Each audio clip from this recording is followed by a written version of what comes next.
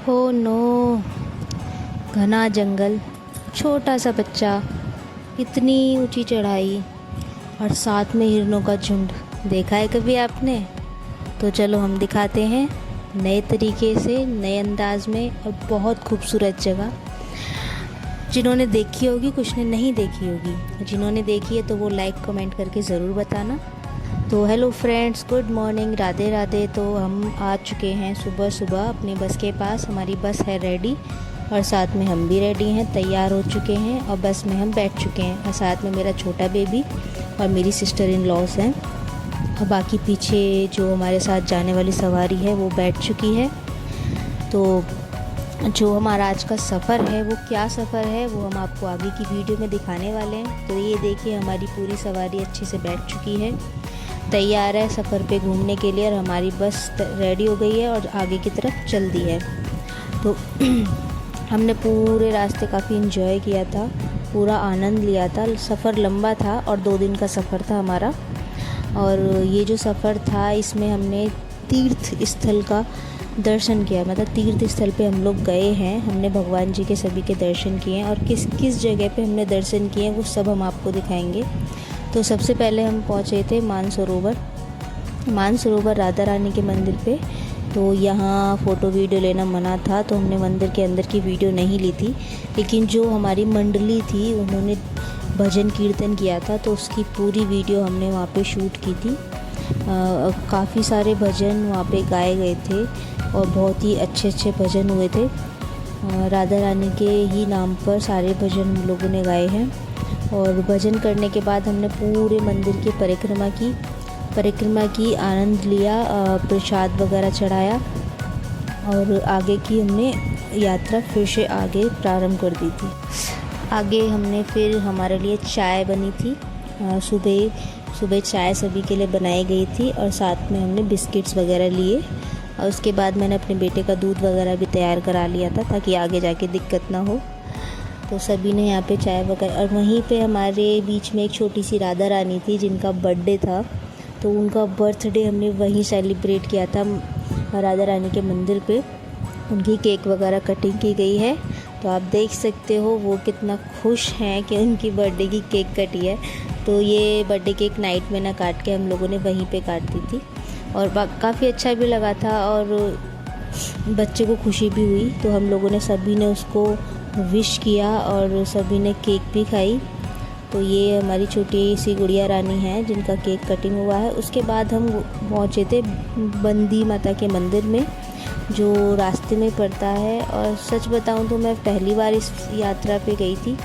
कुछ जगहें मैंने देखी थी, कुछ मैंने नहीं देखी थी। तो ये देखिए, हम आ चुके हैं बंदी माता के मंदिर और ये मंदिर काफ़ी बड़ा था और बहुत ही अच्छा था और बहुत ही ज़्यादा शांति थी इस मंदिर में। तो ये है हमारी बंदी माता, बंदी देवी। उसके बाद पहुँचे थे हम दाऊ जी में भी हमने दाऊ जी महाराज के दर्शन किए, परिक्रमा की और वहाँ पे भी सभी ने भजन कीर्तन किया। जो मंडली थी हमारी भजन वाली, उन्होंने भजन किया है। और भजन जब शुरू हुए थे तो वहाँ पे जो लोग थे वो लोग भी आके हमारे साथ बैठ गए, रम गए। और कुछ लोगों ने तो वहाँ पे डांस करना भी शुरू कर दिया था। मतलब उनको भजन में इतना आनंद आ रहा था कि एक एक करके सभी लोगों ने, सबसे पहले तो ये हमारे जो काली शर्ट वाले भैया हैं इन्होंने ही स्टार्ट किया। ये पूजा करके अंदर से भगवान के दर्शन करके आए और ये झूम उठे। इनके झूमने के बाद में जब हमारा दूसरा भजन चालू हुआ तो धीरे धीरे करके और भी लोग वहाँ पे आए, लेडीज़ वगैरह, उन्होंने भी अपना भजन में रम के डांस वांस करना शुरू किया। बहुत सारे लोगों ने वहाँ पे नाचना शुरू कर दिया था। मतलब एक अलग ही आनंद होता है जब हम ऐसी जगह पे जाते हैं और ख़ास तौर से जब लोगों को खुशी मिलती है इस चीज़ में रमने के बाद में।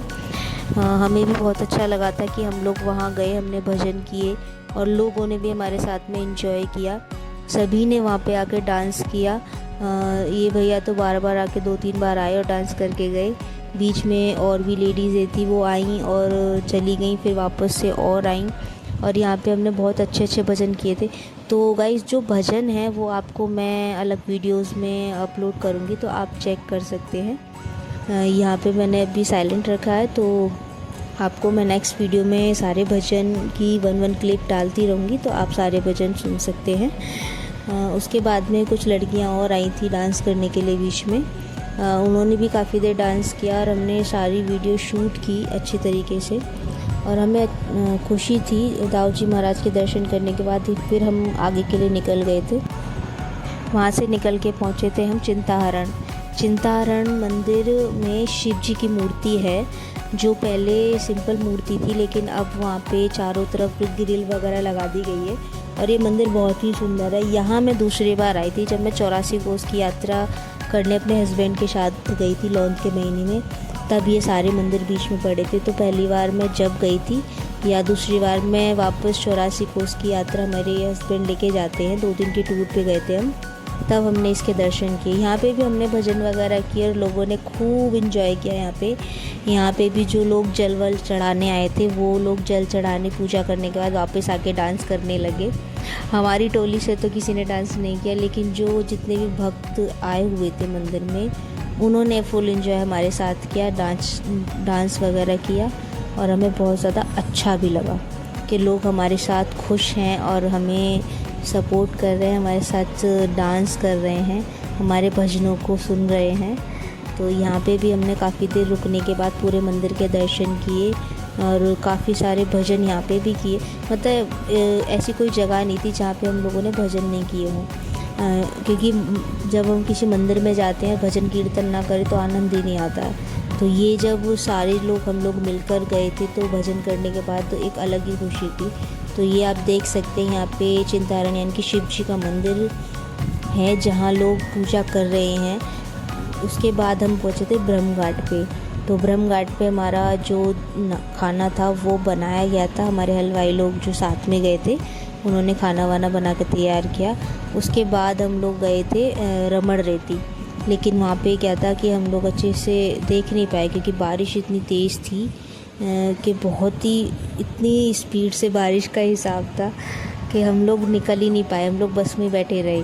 जैसे बारिश थोड़ी सी हल्की हुई तब हम अंदर मंदिर की तरफ गए और वहाँ पे हम लोग दर्शन करके आए थे राधा रानी और कान्हा जी के।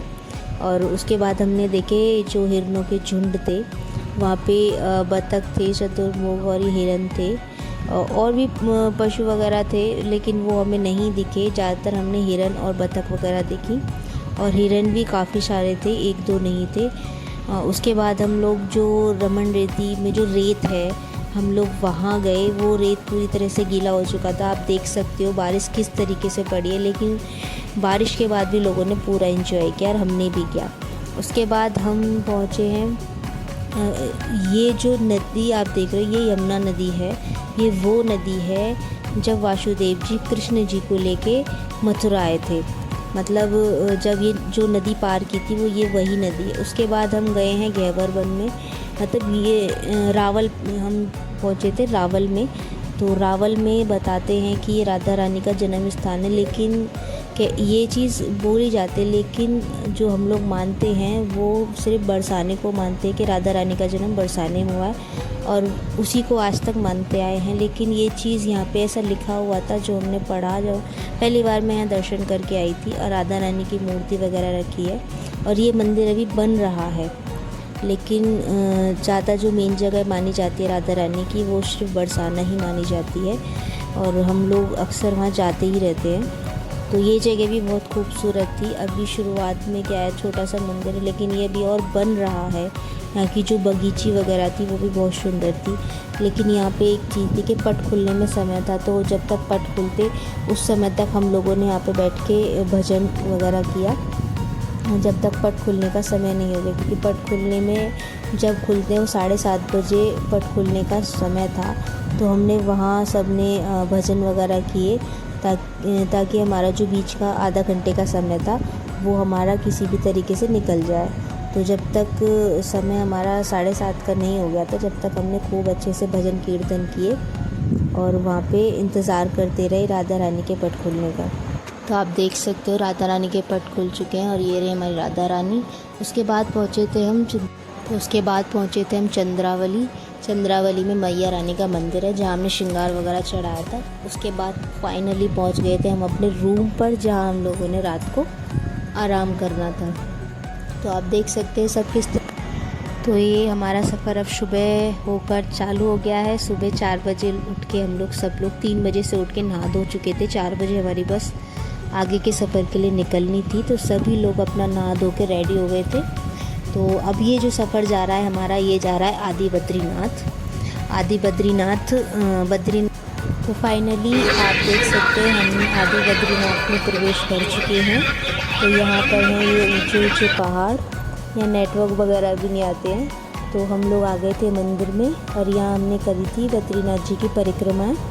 पहले उनके दर्शन किए थे, दर्शन करने के बाद हमने उनकी परिक्रमाएं की थी। और ये देखिए हमारे आदि बद्रीनाथ जी के आप दर्शन कर सकते हैं, जय हो आदि बद्रीनाथ जी। उसके बाद वहाँ पास में झूला पड़ा हुआ था, तो हम लोगों ने वहाँ झूला। मेरे बेटे ने तो सच में बहुत इन्जॉय किया, उसको ये सारी चीज़ें ना बहुत ज़्यादा पसंद है।